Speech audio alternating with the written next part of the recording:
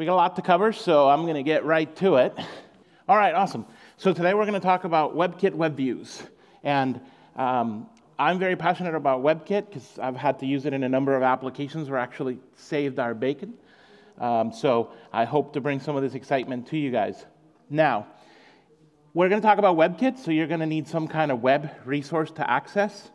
And rather than depending on the conference Wi-Fi, I've actually built you a little server that you're going to connect to.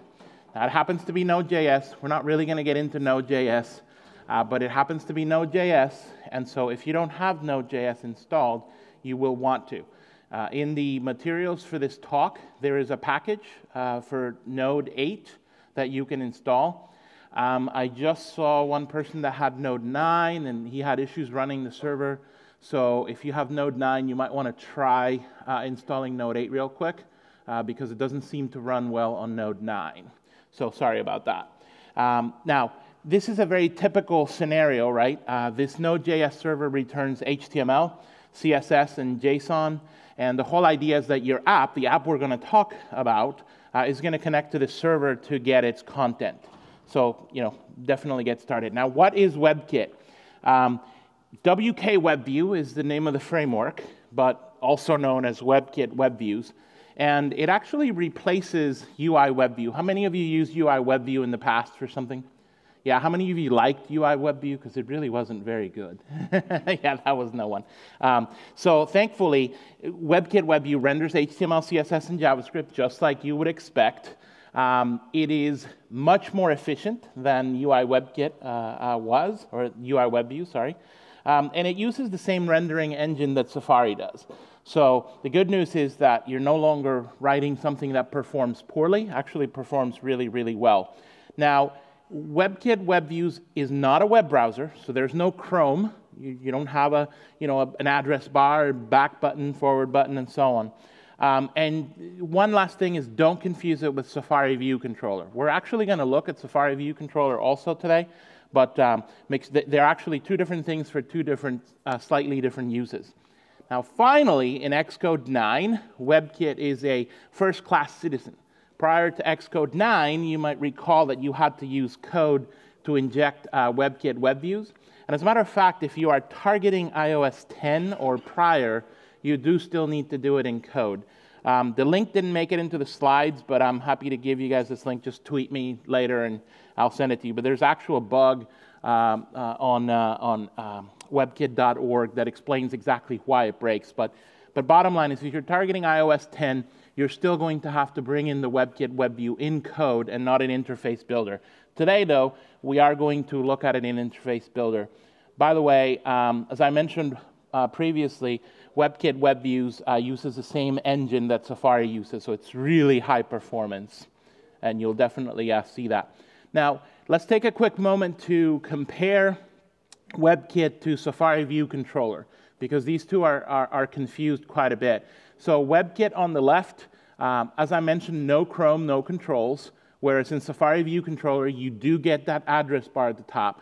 The user can't type anything in that area, but they still see it. So in WebKit, we don't have that, and we're going to use that to our advantage, because Safari View Controller looks like a web browser. WebKit doesn't, and that's kind of the whole point of it. You, of course, have full control of the content in a WebKit, which is what we want, and you can make the WebKit as small or as large as you want. It can be full screen, and it can just be a tiny part of the screen, which is what we're going to do today. And, of course, can be seamless with other content. Now, I know you're asking yourselves, why bother with WebKit WebViews, right? It's like, we're, mobile developers, we have APIs, why bother with HTML? Well, it would be great if every single piece of data you ever needed came to you through an API, but oftentimes you might be working with a business team or an existing API or even an existing website, and all they're giving you is HTML. So WebKit really comes to save the day in that case. Also, how many of you have to support Android as well, whether personally or maybe another team member? So yeah, so it helps if you don't have to reinvent the wheel for each platform, right? You can leverage some of the HTML layouts in a WebKit WebView that you're using perhaps in an Android app as well. And of course, now, is the animation playing? Doesn't look like it is, but the point of this slide was to show you how, in the case of this particular project, the client wanted to change the list of employees often. And so in this case, you could use a web view that's coming, HTML that's coming from the web to essentially change whatever that looks like to suit your needs. So you could potentially avoid an App Store review. If you're able to pull a layout in HTML from the web, you don't have to submit a review to Apple. There's nothing for them to review. It's essentially pulling content. So things like terms and conditions, product information pages where there's a lot of detail, profile pages, photo galleries, and so on are good candidates for a WebKit WebView. Now, this talk is not about hybrid frameworks. How many of you love hybrid frameworks? That's okay. I was expecting a few hands, but that's okay. Anyway, so you could use a web view to build your entire application in there, I suppose. I'm not advocating that. If that's what you're doing, hey, whatever floats your boat. But the point is that it's not what we're talking about today. There's certainly plenty of frameworks out there. However, we are going to talk about using web to save time, reuse content, and even do some cross-platform work. Now, this no beta. Please, if you have Xcode 9.3 beta, some people still do, don't use that, use your 9.2, only because some of the parts of the demo are not going to work real well. Some folks have 9.3 Xcode. I believe that all works fine as long as it's your primary. So again, we're going to get that server running and start coding against it. So let me switch context here to Xcode. If you guys give me a second, now make sure you still have, or make sure you have your Node.js running and so on, and we're going to get started. Here we go. So first we're going to find out if you have Node, and if you don't, there's the package, but just to confirm it once more. All right. In the files that you have for this session, you should have a server folder. And in there, like I mentioned, Node.js. So go ahead and open a terminal window, and go into the folder wherever you saved it for your deskbook server. We need to be at this level. If you happen to have some services installed like me, you might be able to do copy file path, or some people don't have that installed, but that's what I'm going to use to get the path of this folder. And then I'm going to just in terminal, change over into that. And finally, I'm going to verify that I have Node. I know I do, but if you do node -- version, that's going to tell you what version of Node you have running. So if you have Node 9, I've seen some issues, so I apologize. See if you can get Node 8 in there. Great. If you look in that directory, you'll see that there's a bunch of things. We're not going to talk a whole lot about Node at all. I've basically prepared a script for you, so if you do x start,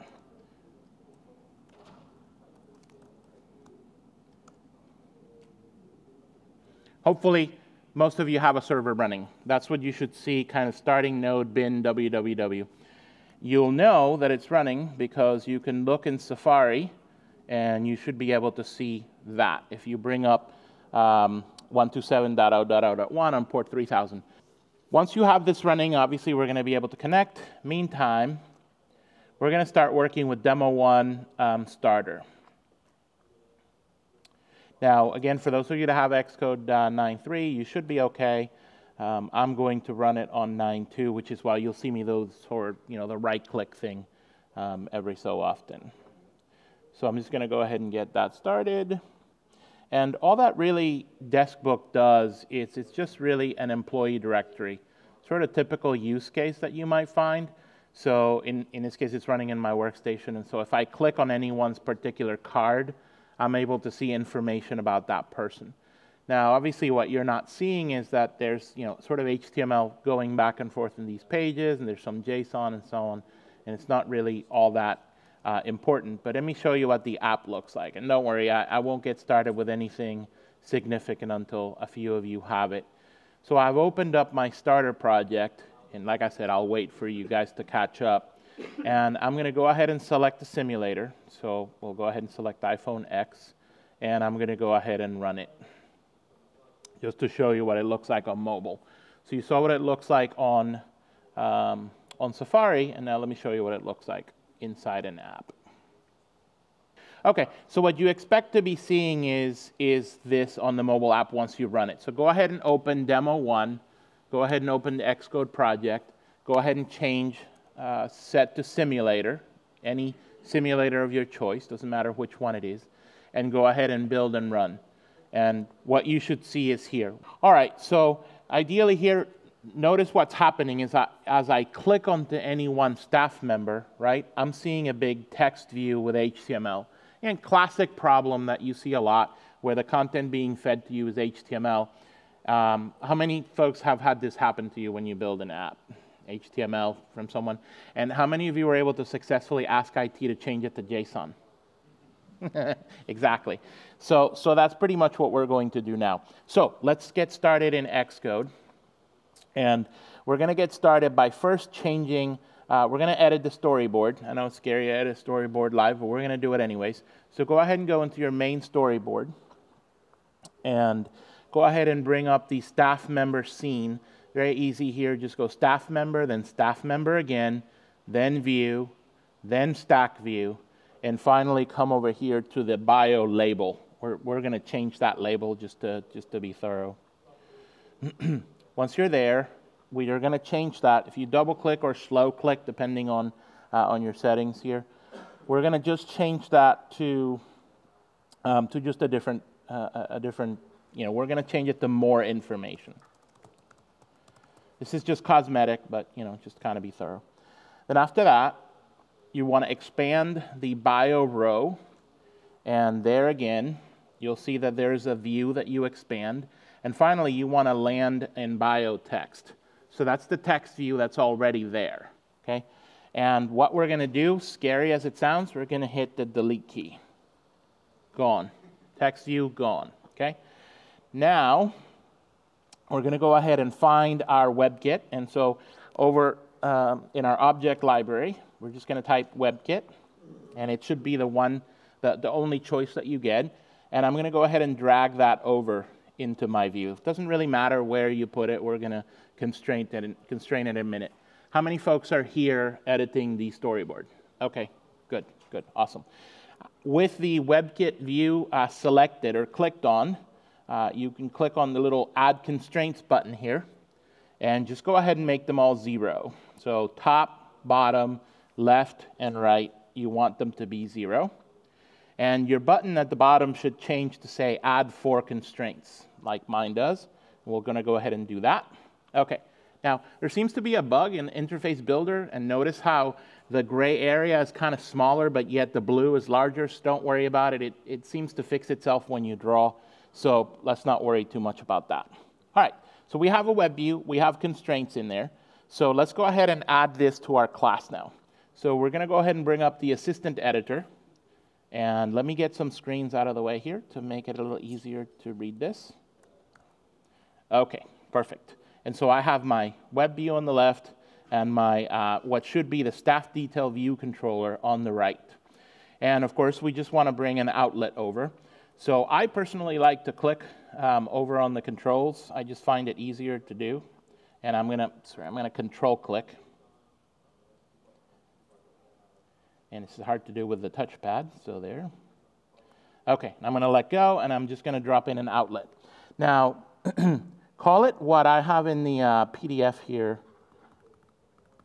just so that you don't have problems later, but it's WKWebView. Just so that my instructions later work on for you. You can, of course, call this whatever you want, but just call it WKWebView for today. No spaces, so just WKWebView like I did here. And don't worry about the error that it's showing you here. It's because we haven't imported the right framework yet, so you're going to get a little bit of an error there.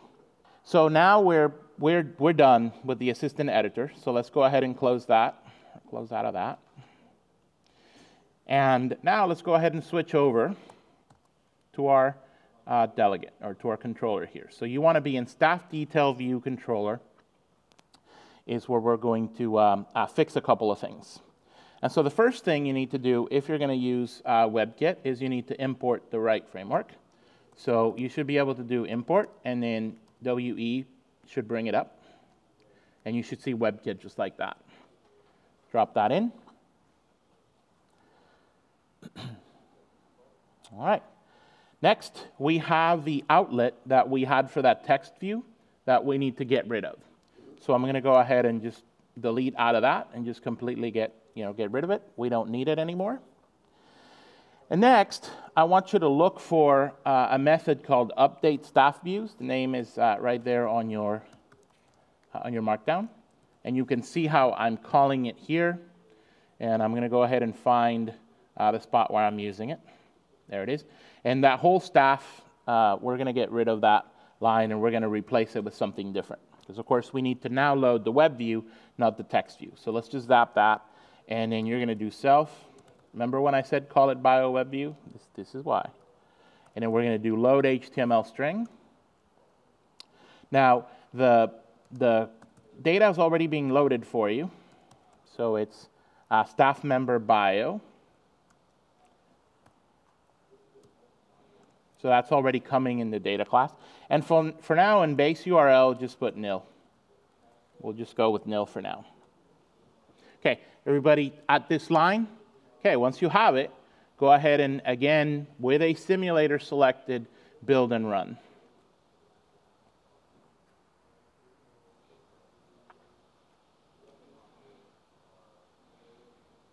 And so you have your list. Let's go ahead and click. And HTML. Wait, HTML. So believe it or not, we're headed down a path. And so this is working. The fact that you loaded HTML here is actually a good thing. We're going to fix this next, but this is already a good path. Does everybody at this point have HTML running? Awesome. All right. Now, one of the cool things about working with WebKitWebViews is that you can use Safari developer tools to actually look to see what's happening there. So what I want you to do is switch over to Safari. And in your Safari menu, you want to click on Develop. Now, if you don't have Develop in the menu, look at the note in the Markdown, and it tells you how to turn it on. But you basically want to go to Develop. Develop. There it is. Yay, look at that. OK, so this is where you want to be. Obviously, you go to About Blank, happens to be that web view. You'll see in a minute how we're actually able to change that, giving the HTML a title tag. And this is where we want to be. Now, you want to be in Elements. And Elements shows you the HTML that's in that web view. And of course, as you kind of expand in here, you'll notice that the head tag is empty, right? And this is one of the reasons why the HTML is not rendering properly or is so tiny inside of that web view. And so we're going to fix that next. So the way to fix that is let's go ahead and switch over to Xcode. And there's a bunch of code, but rather than have you type it, if you go into html-helper.swift, you'll see a large block at the top there that's commented out. Rather than have you type all of that, we're just going to uncomment it. And all it's doing is it's creating just a little method called wrap that's going to wrap the HTML in something. Don't worry too much about the something, because that's what I'm going to talk about in my next slide. So for now, just uncomment that. Go back to Staff Detail View Controller, and we are going to go ahead and use it. So we'll do HTML helper here.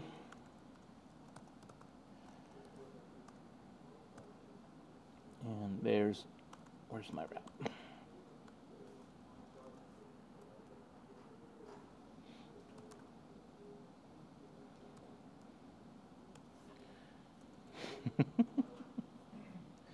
Anybody able to wrap theirs yet?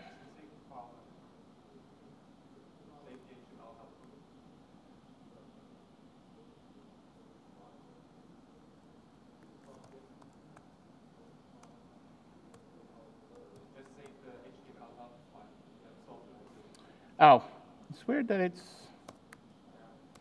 Oh, yeah, it's weird that it didn't do that for me. I'm telling you, my Mac is just not helping today. There it is. OK, so basically, this takes a string. So we'll just simply pass what we were passing before. Okay? And the idea here, thank you for that, by the way, is...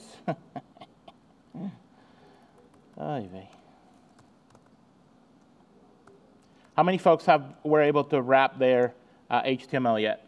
OK, so it's really just me.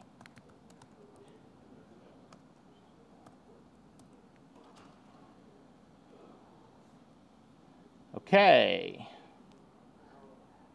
I'm missing base URL. Okay. I zap way too many things. That's what happens when you don't look at your... Okay, good. Let's see if it runs now. And so the idea now is that the HTML at least is going to look better, but we're not quite all the way there, right? We're not quite there. So let me switch over to the deck and try to get through that. Great. So after that somewhat problematic demo 1, what we essentially did is we hooked up a WebKit We have some HTML content getting loaded as a string. And what we did in this last part is we made HTML look normal. The HTML you're receiving is obviously not complete, right? It's just a snippet, a part of HTML. And so we actually added all of this. That code that I had you uncomment essentially wrapped your entire content. See where it says enter HTML here? That's where we're now injecting the content we're reading from the Node.js app, and the rest of it is there. Now, what is normal HTML? HTML has a title tag usually. It has a meta tag. We're going to talk about that one in a minute. You can have script tags, style tags, and so on, and hopefully we'll get through all of that. Now, what we added in the head tag that made it look normal size is viewport. How many of you have heard of viewport before or had to deal with it? Yeah. Viewport is a big topic, so I'm not going to get into it too much here, which is why I'm giving you the 2 links. But you can do a lot with viewport. Just suffice it to say that it allows you to control how HTML displays on a very small web browser, okay? So you definitely want to check those out. But that's all we did. We added viewport, initial scale 1, shrink to fit none, device is device width. We're basically telling the HTML, look, you have this little tiny area, or the web view, so be sure to constrain yourself with that. Now, displaying HTML is great, right? And so there's a problem when you display HTML, which is that there might be hyperlinks in that HTML. And those hyperlinks are not always convenient for you to just expose to your particular user. And so the next part we're going to get into is how to control both links as well as what the WebKit WebView is going to load. So I had a little bit more banter about that, and there was another part of the demo that I skipped to kind of try to catch us up. But in the current application, if you noticed, you might have seen there's a Twitter link at the bottom of the cards. And when you click on it, Twitter displays really small in the browser, sort of displays in that bottom area. It's a web view, right? We put the web view in that area. We click on a link, it loads its content in that area. But that's not convenient. That's, bad UX. So we're now going to get into how you can control those hyperlinks so that you can provide a better experience for the user. Now, in this case, we're going to implement a protocol which is navigation protocol for the web view. And it actually lets you do more than just control clicks. It actually lets you control everything that the web view gets to do, and it gets to load, which is really what's powerful about it. Now, there's one little piece of information here that the web view initially loads as this about blank. It initially loads with nothing, and then we're loading a string into it. So that's why you'll see in a piece of code here how we are allowing about blank to be loaded, and you'll see that in a minute. Now, one important thing is that when you tell the web view that you are going to take on the responsibility of controlling links and navigation, you have to allow or disallow. You can't not do one or the other. You have to do it, otherwise you will get a crash. And believe me, you will get a crash at some point when you're working with web views. And so what we're going to do here real quick is we're going to analyze the target or the link that the user is about to click on. And if that happens to be Twitter, we're going to launch that in a Safari view controller. Remember before where we talked about the differences of the two? So we're going to use that as a trick. We're basically going to say, oh, wait a minute, this is Safari view controller. Let me show you something different. And then we'll do some more things. So again, for demo 2, you probably have the Node server running still. So that's awesome. Keep it running. And let's go ahead and see how we add some of this stuff. So let me switch context here again. All right, your server should be running. We've already used Safari Developer Tools. And let's play a little bit with Safari Developer Tools. And I'm actually, let's play and see where that gets us.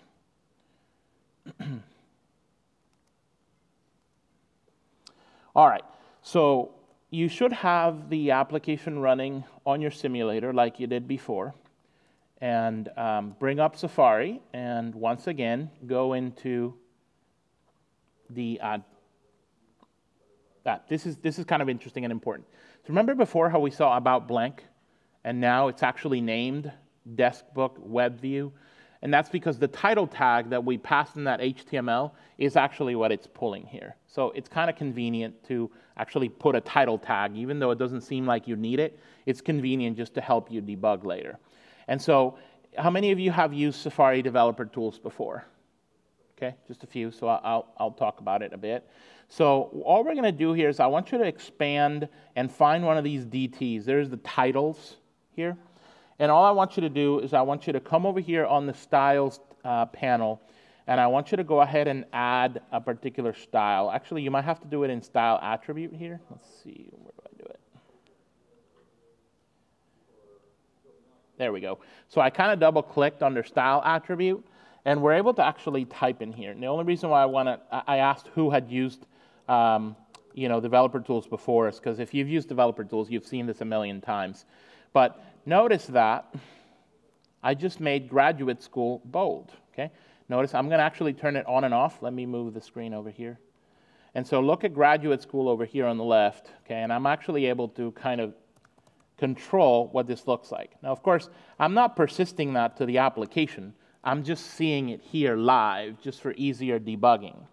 So since we want to make this a little bit better looking, what this tells me is it just helped me figure out that if I add a style to my DTs, to my DT tag, then I'm going to make those titles look bold, right?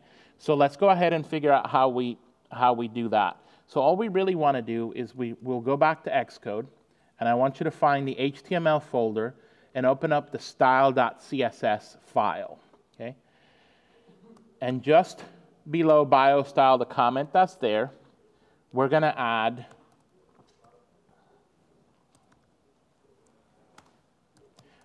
a style declaration. Okay, so this, if you've done HTML, this probably looks very familiar to you.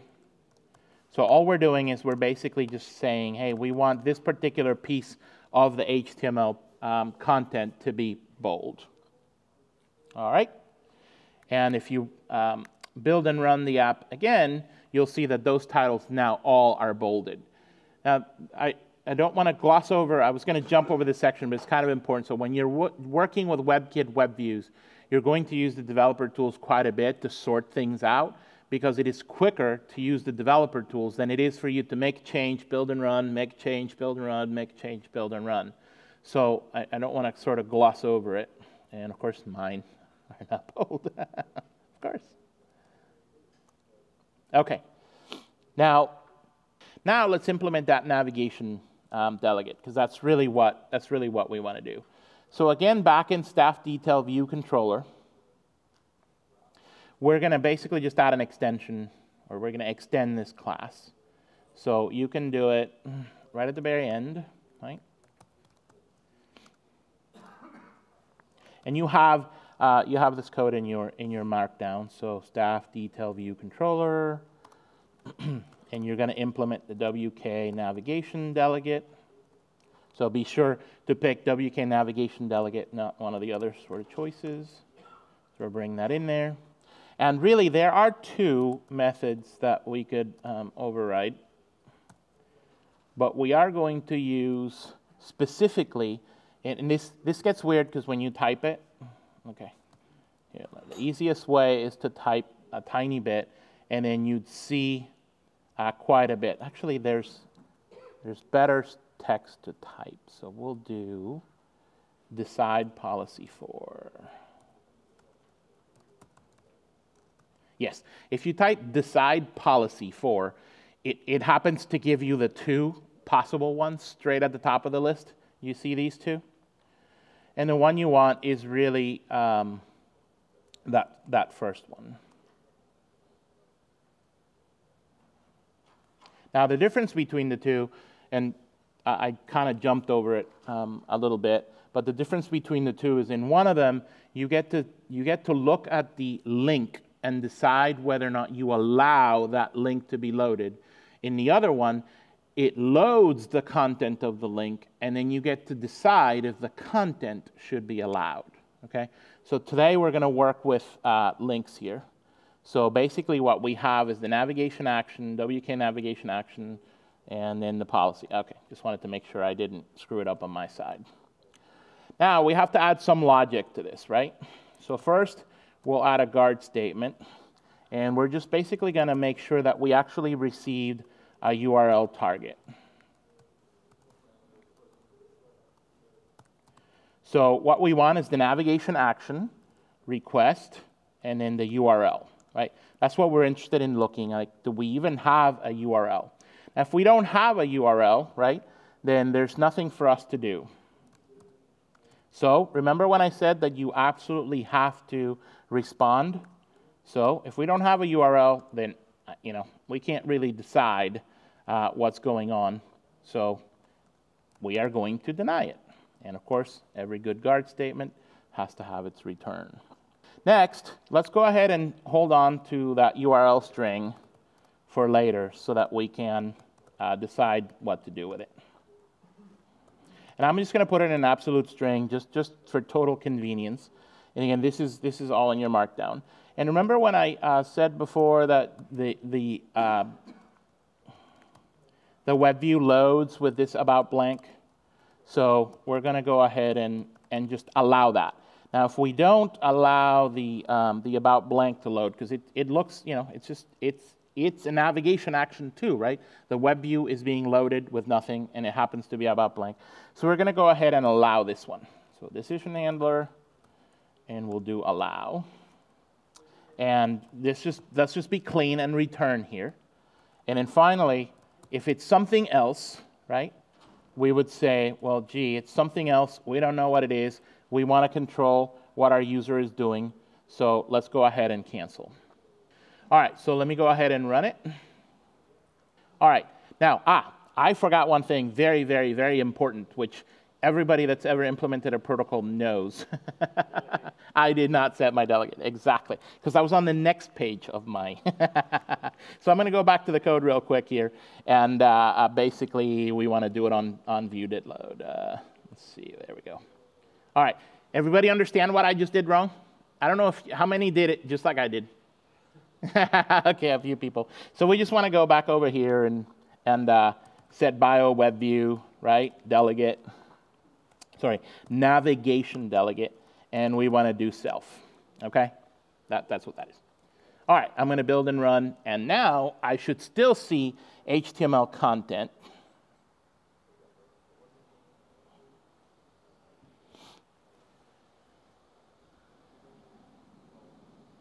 There, it loaded, right? It doesn't look any different, but it loaded. Had I not allowed the about blank, this would be empty, right? And it's a good thing. You can try it on your own.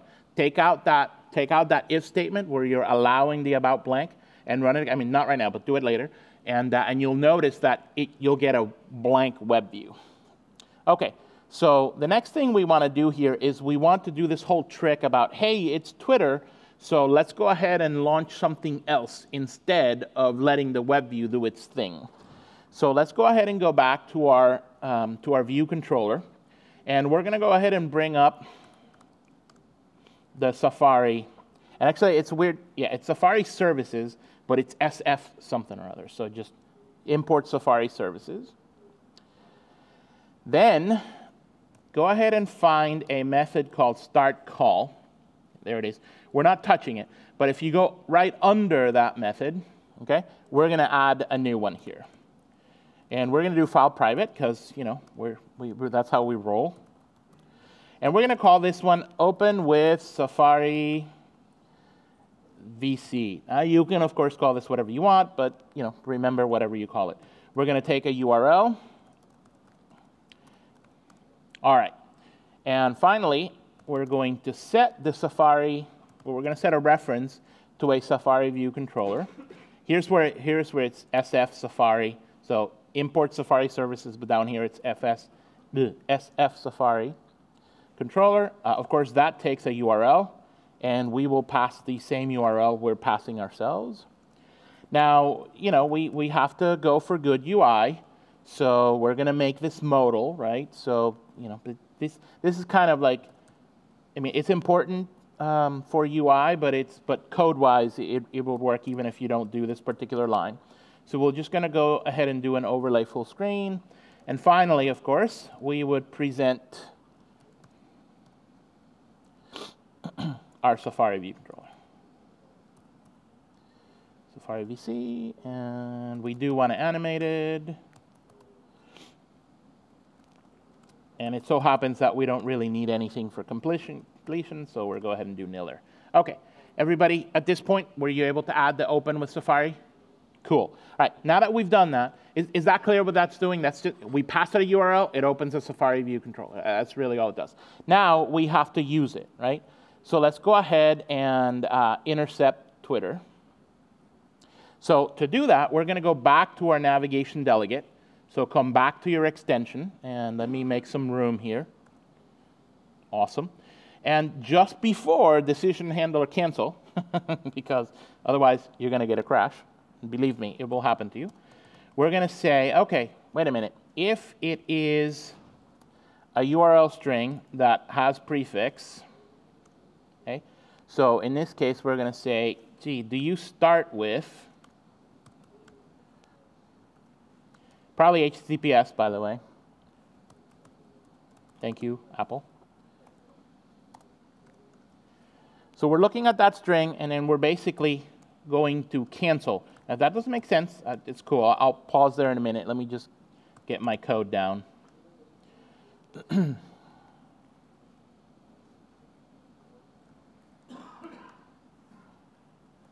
And we're going to return here too. Okay, so why am I canceling the navigation at this point, right?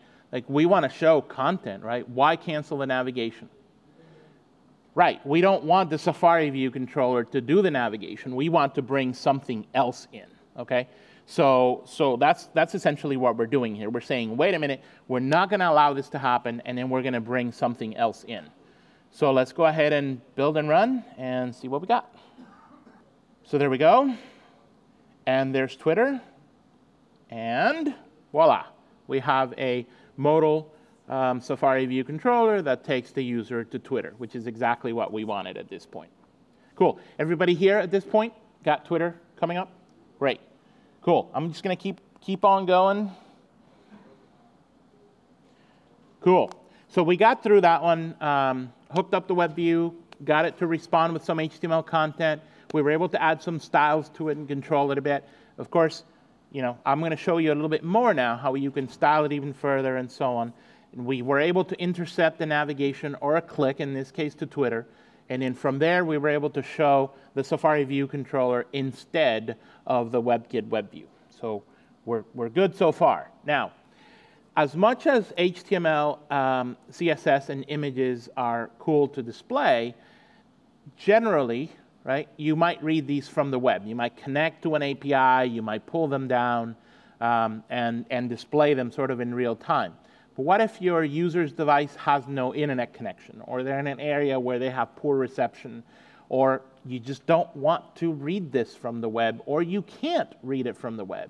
Case in point, you have a web application that already works, and the web team has done a great job making that look great on the web, and you ask them for custom styles for your mobile app. How many of you think you're going to have any luck getting any custom styles for your mobile app? Right. So now, what do you do about that? Well, you are in control of that HTML. Just because that HTML came from a web service, from a website, doesn't mean you have to use it as is. As a matter of fact, you can load whatever styles you want. And so I'm going to show you how you can actually put a CSS file right in your bundle that you deliver over with your package. Now, of course, if you go that route, then you need to do an app review if you need to change it. So there's a combination of the two. Don't worry about that yet. I'll remind you at the end. But what you can do is you can package files with your application, deliver them in the App Store, but you can have a little loader. So every time your app starts, it can call home, so to speak, an API you control and says, hey, do I have a new style? Yep. Okay, let me download it and save it locally. If the answer is no, or if the answer is no, I don't have internet, you use the style that you already have cached. So that's what we're going to get into now. We're going to get into how to load files into the bundle so that you can distribute it. Now, earlier on, I did not show you, because of our little snafu at the beginning, that we're making a call to this thing called getCSS. And although I didn't show you during demo, I'll show you again when we're in the code, because we're actually injecting that CSS in the style tag in the head of the HTML. Does everybody know what that means? Or, well, does somebody not understand what that means? That I'm injecting the HTML into the head tag as opposed to linking to the file? Okay. So what that really means is that I'm literally typing the CSS in that area of the HTML. Instead of referring to a style file outside, I'm typing it there. Just imagine that I went in there and dropped it all in there. That's not the best place for your CSS. You get some blink. It also makes debugging harder, and it just makes for an unruly page. And if any of you have had to deal with marketing teams that are obsessed by page speed, you know exactly what I'm talking about when you put a lot of stuff in that head tag. Anybody relate? Well, then you're lucky. So actually, there's one trick we have to do to the web view so that it can find files properly. You remember earlier when we said for base URL, we're just going to put nil. It's not going to put anything. So the web view takes a parameter that tells the web view where it can find references or where it should find files or links or other items that it is trying to load. If any of you did HTML in the good old days, you might remember the base tag. There's a tag in HTML called base, and you could say the root of my website is www.myserver.com, and from that point on, anything you tried to load in the HTML would be based on that www.mywebsite.com. So the web view has the same thing, and we're going to use that to our advantage. People are wondering, what do you mean by that? How many of you realize that the bundle in your iOS device actually has a path, right? It's there. It's a file, right? It's a program. It's an app. And the bundle path, which is this convoluted, very long, and somewhat confusing string, but it does have one. And so you can refer to the files inside the bundle as long as you know the right path, the white path. So we're gonna leverage that we're gonna use that to our advantage, because what we really want to do is, instead of loading the styles directly into the CSS, the head tag, we want to do a standard link href. Again, for those of you that have done HTML, you've seen this a million times. You link to a style sheet in the top of a document. And so that's really where we want to go. As far as styles is concerned, that's what we're going to load. Now, it so happens that iOS also supports custom fonts. How many of you use custom fonts in your apps? Anybody? Yeah. So iOS supports both true type fonts and open type fonts. And so we're also going to go ahead and package up a font into your bundle and then show you how we can refer to that. But not just in the application, but also inside the HTML. We can refer to those custom fonts as well, which is an important trick. We're going to go ahead and do that. By the way, anybody use font face, @font face in HTML? It's a very common HTML thing, but you'll see that the way we connect HTML in WebKit to a particular custom font file is using the syntax called @fontface. And when we get there, you're going to get to add some of that yourself. All right, so let's get into this last demo also and see how we can get it going. So same thing, you'll have your server running, and we'll get it going that way. All right, first things first. So if you look in the folders here for demo 3, notice that you have a fonts folder, and notice that you have a font in there called Neuropol. Now, first thing, we need to install that on your Mac. Okay, so first thing is we actually need to go ahead and get it on your Mac. That's the easy part. All you have to do is double-click on the font. It'll come up in, boy, that sure is a lot of stuff on that screen. It'll come up in a font book, and you just need to click on Install Font. Okay, so go ahead and do that, and raise your hand once you have the font installed and ready to go. Awesome. Now, once it installs, and it did take a second for me, funny enough. I think if I click, there we go. Once it installs, if you click on it, and then you click on the eye icon up here, you can see the PostScript name of the font. Now this one's easy because all the names are the same, Nurapol, Nurapol, Nurapol. Notice the N is uppercase. This is kind of important. You'll waste lots of hours in WebKit/WebView when you forget to make that N uppercase. The point is, font names are case sensitive, and you care about this first one, the PostScript name, okay? So just remember that or make note of it. And I'm telling you because I've wasted hours. Yes, how many people relate to that? Yes, exactly. So very important. So remember that. Now, next is we need to bring the font file into your project. Xcode for me was funny about that. So the way I'm going to have you do it is I'm going to have you copy that fonts folder. So, click on the fonts folder itself there, drill into your desk book, my tutorial, go all the way in there and drop it in as a copy. You would think that if you bring in an Xcode and you do the whole draggy droppy thing, it would do it correctly. But I'm telling you, 4 of us tried and it just would not work. So just do it this way and you'll have no problem. Great. Next, I'm actually going to switch to my demo 3. In this case, it didn't matter so much between demo 1 and demo 2. It was the same if you had followed along. But in this case, you do need to be on demo 3 because there's a graphic in there that we're going to need. So just make sure that for this particular demo, you are in demo 3. And again, for me, I have Xcode 9.2 and 9.3, so I'm opening it in 9.2. Okay, great. With that, I'm actually going to put Finder right here to the side. I'm going to find my folder that I just brought over with fonts, and I'm going to do the whole drag and drop thing. Okay, so again,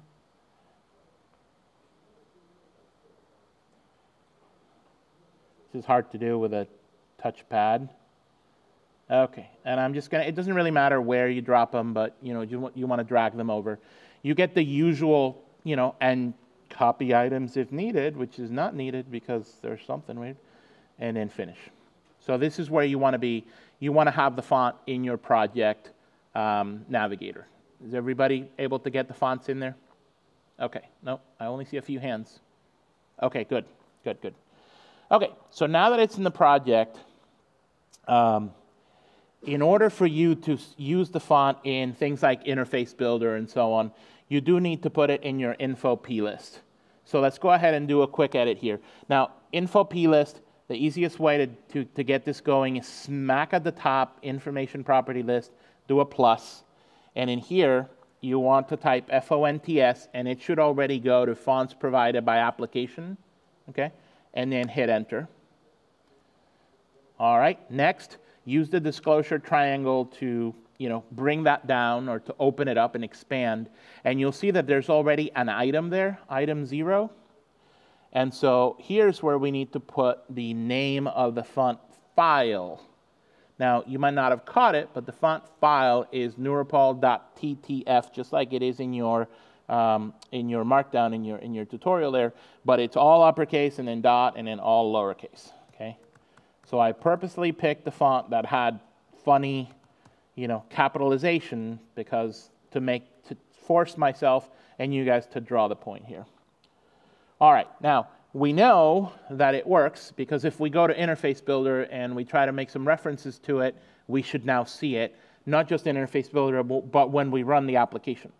If you don't put it in your info plist, but it is installed on your Mac, you do see it in Interface Builder, and it will work beautifully in Interface Builder, but then when you run your app, it will not be there. And again, you will waste hours just like you did before with the thing. I'm telling you, fonts are a time sink. So just to prove that it works, we're going to go ahead and go back to our staff member scene, and I'm going to go ahead and change it. In the first one here, I clicked on name for the label for the name, and I'm going to go ahead and click on fonts. I'm going to change from system to custom, and once you do that, you're able to see the fonts that are on your Mac, and so there's my Nurapol. Notice that is uppercase N and then the rest of it, right? And I'm going to go ahead and click on done. Notice how it's nice and perfect on the left. Now I'm going to go ahead and command click on shift click on a few of these. It's kind of weird. There we go.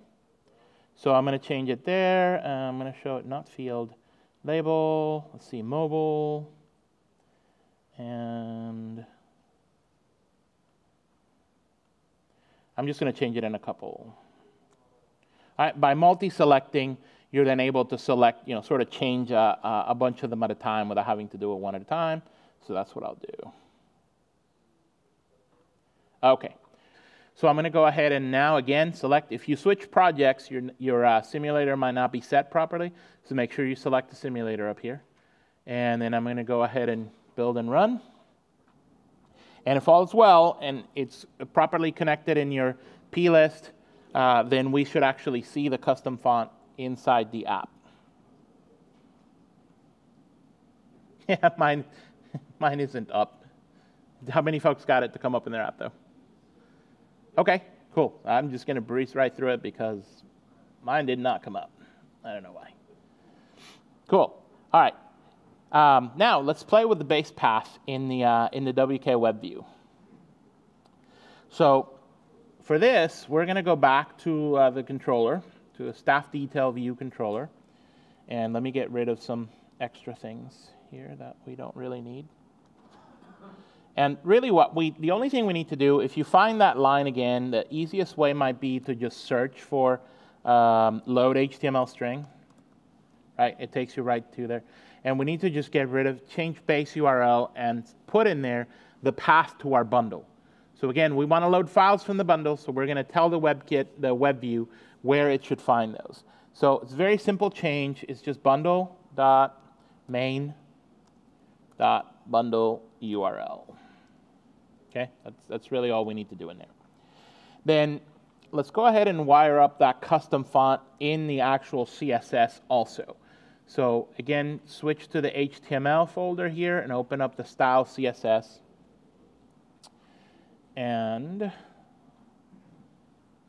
I'm going to go ahead and add the font face in here. Doesn't really matter where the, actually, it does matter where the reference is. So we're going to go ahead and put it towards the top here. And we'll do @font face. Now, autocomplete in Xcode does, bring up @font face, so you shouldn't have to type too much. So here, the first thing we need to do is font family, and here we're going to use the PostScript name. So uppercase N and then Neuropol, and then we need to tell it where it will find that font. Now, it happens that this is also going to be a URL, but it needs to be quoted, right? Because now we're telling it where the file itself is for the font. And this is the one that's all uppercase, okay? So except for the .ttf. No need to use fonts, because what happens is the files, so your project navigator has this convenient structure to help you organize files, but when these files get put into the bundle, they all get put into the bundle together. You're right, and that might be why mine didn't, work. How many of you ended up with a blue sort of folder in your navigator as opposed to yellow? Okay, did the font work for you guys? It didn't? Yeah, so you are right. So let's go ahead, let's try it. So because of the way it imported, yeah. I'm telling you, hours, you will waste hours. With that. So I'm going to try it this way and see if it works for me. Now, it didn't work for me in the labels, very possibly because I also need to put it in the plist, right? So let's go ahead and do that. That's a good catch. Thank you. Right?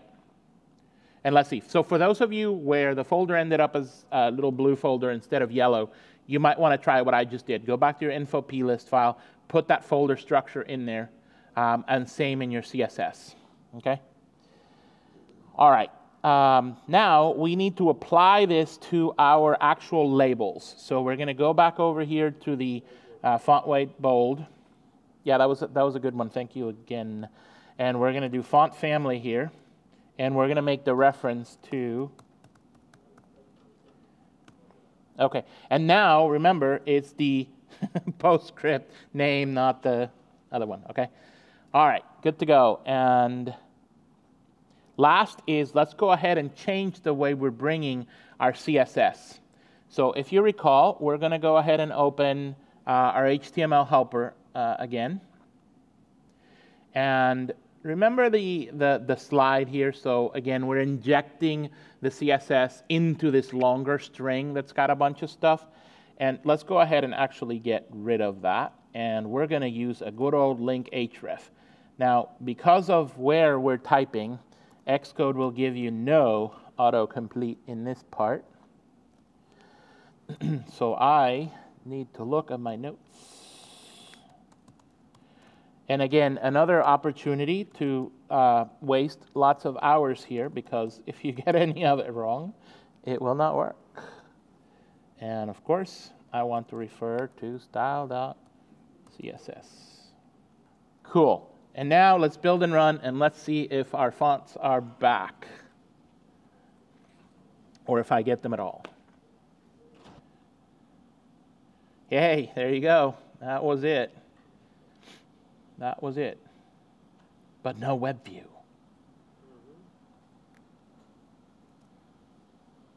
Let me check another one. Custom fonts came up and no WebView. Okay, good enough. Let me see. Right. And actually, that's by design.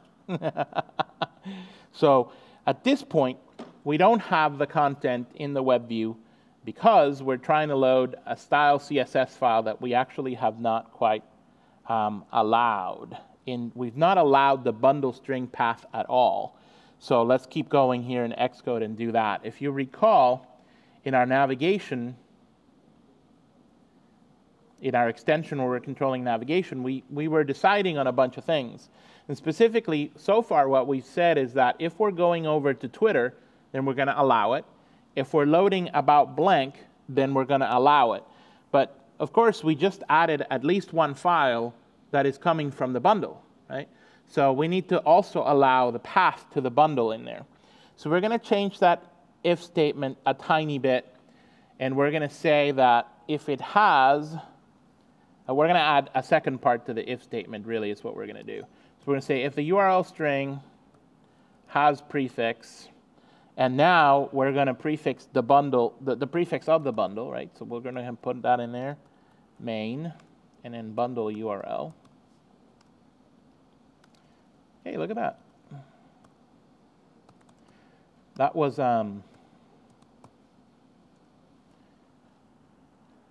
perfect. Or, all right, so does this make sense to everybody? We're basically saying, look, if whatever I am loading comes from either the bundle or from about blank, then we're going to go ahead and allow it. And, yeah, that's right.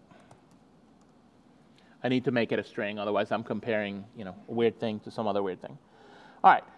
Now, by the way, there's a note in the Markdown about what is this whole bundle path thing, and it gets kind of convoluted, and so I encourage you to have a peek there and to play with bundle paths and so on. But I'm going to go ahead and build and run again, and see if I now finally get my WebView. Yeah, there it is. And now I'm getting the fonts in there too. That was a great save. I'm going to have to get your number so I can have you at all talks that I do. Thank you. Okay, so far, right, we're now able to hook up that style sheet. Now, interestingly enough, it didn't allow the load of the style sheet, right, and it didn't load the WebView at all. So that's actually a restriction that even I didn't realize was going to happen. At least I thought, like, okay, so the CSS doesn't load, but the WebView still does. But apparently it's connected, so there you go. You get locked out anyhow. So far so good. Now let's try to get an actual bundle file in there. So there's an image file that I've provided in here that's a little badge. And this is a case, say, for example, where HTML is coming to you from this API and you want to enhance it in some way. So in this case, we're going to actually add a graphic right above the bio, let's say Employee of the Month or something like that, right? And so let's work to get that to work. So essentially, notice that in the HTML folder, I have a badge.png file, image that I've provided for you. So let's go ahead and change the CSS to use that. And so I'm just going to add a class here, div show badge. Now it so happens that the HTML already has, actually it doesn't. We're going to add that in a minute too. And we just want to add all of that stuff. So that's going to be background. It's a URL, so I'm going to refer to the image.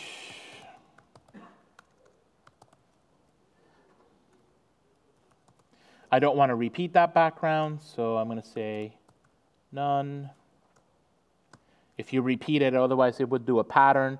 You could, if it was interesting to you. We're going to go ahead and give it a size. In this case, we're going to make it square, 100 by 100. And let's see, we're going to give it a position. So we're going to put it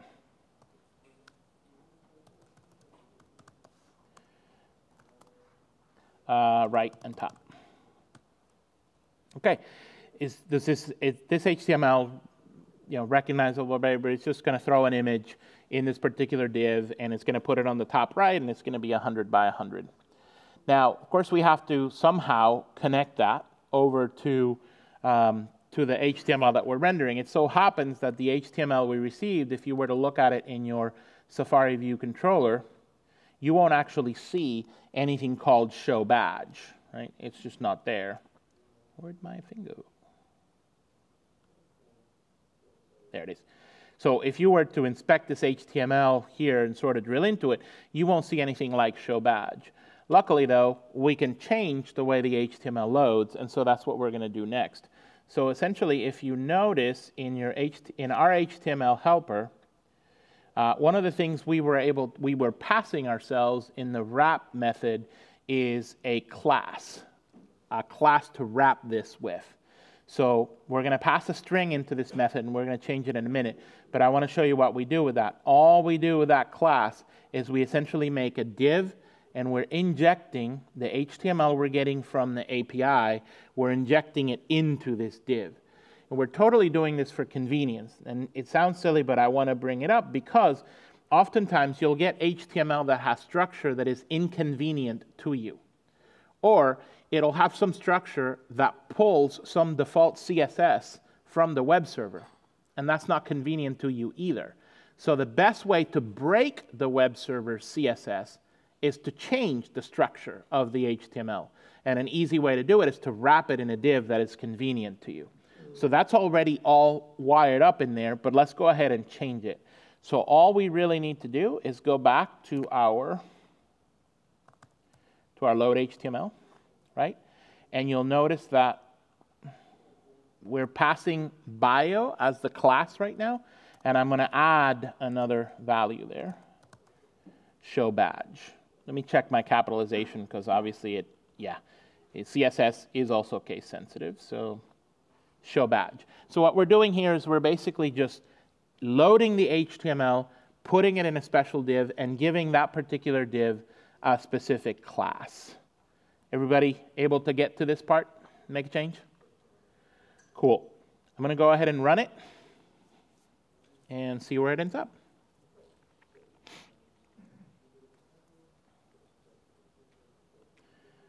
Here's Carly. Carly should have a badge. Wait. I'm going to save that again because somehow my Xcode doesn't auto-save. That's a new one.